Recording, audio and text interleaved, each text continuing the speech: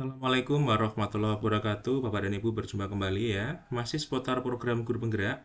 Kali ini saya akan berbagi pengalaman ya dan informasi dokumen apa saja yang harus kita siapkan ya ketika akan mendaftarkan diri sebagai calon guru penggerak.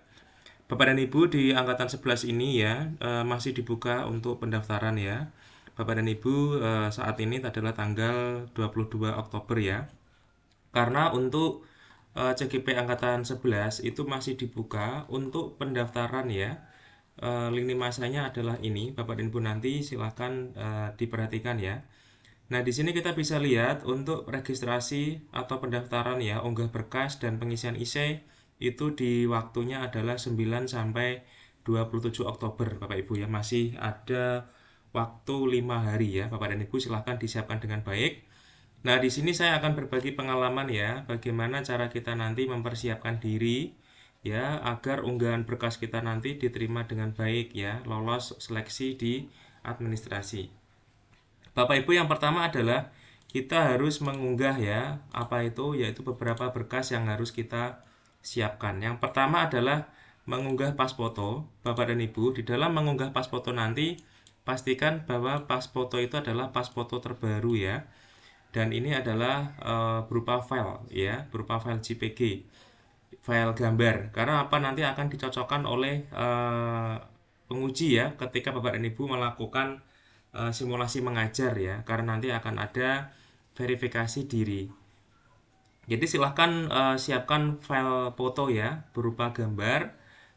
Biasa kalau misalnya Bapak dan Ibu punya file foto 3x4, 4x6 itu silahkan disiapkan ya, berwarna Bapak Ibu ya. Kemudian yang kedua adalah mengunggah kartu tanda penduduk. Ini juga dalam bentuk file ya atau digital.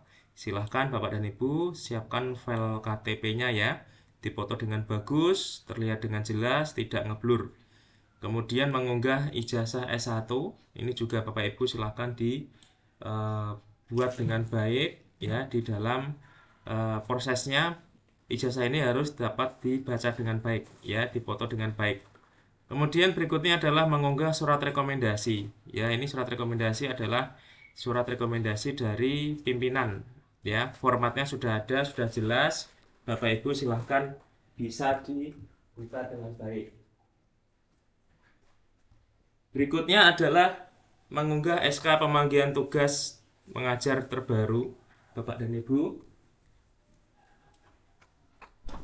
Itu penting sekali, Bapak Ibu harus perhatikan ya, karena SK tugas mengajar yang terbaru ini memuat beberapa jumlah jam mengajar Bapak Ibu ya. Jadi silahkan diperhatikan dengan baik. SK pembagian tugas mengajar ini adalah yang terbaru ya. Jadi memuat jumlah jam mengajar. Bapak Ibu, jumlah jamnya mengajar berapa ya? Kemudian yang berikutnya adalah mengunggah SK pengangkatan kepala sekolah ya, bagi kepala sekolah. Jadi kalau Bapak dan Ibu sebagai guru maka adalah mengunggah SK pembagian tugas sebagai guru. Apabila sebagai kepala sekolah maka yang diunggah adalah SK sebagai kepala sekolah.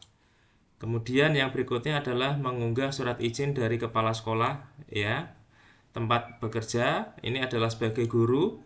Kemudian mengunggah izin dari kepala dinas apabila ini adalah sebagai kepala sekolah. Jadi kalau sebagai guru maka izinnya dari kepala sekolah.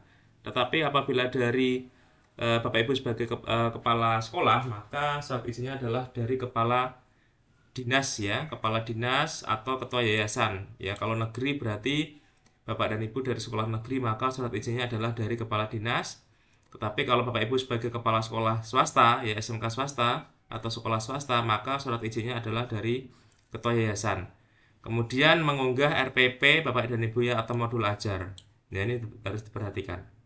Kemudian di sini ada beberapa format Bapak dan Ibu yang harus diperhatikan. Ini adalah format surat izin atasan. Sudah ada formatnya seperti ini.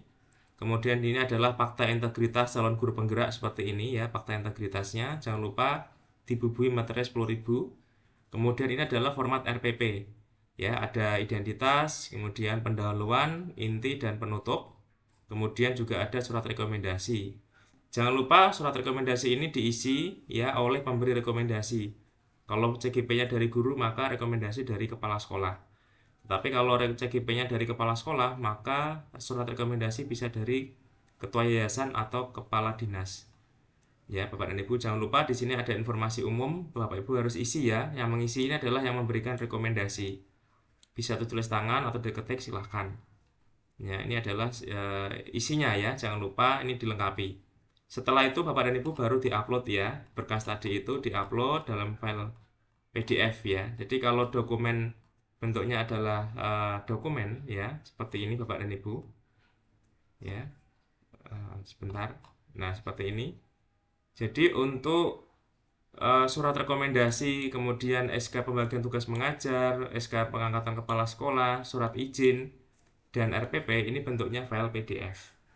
Itu Bapak dan Ibu, semoga bermanfaat. Ya, jangan lupa like dan subscribe, klik loncengnya. Assalamualaikum warahmatullahi wabarakatuh.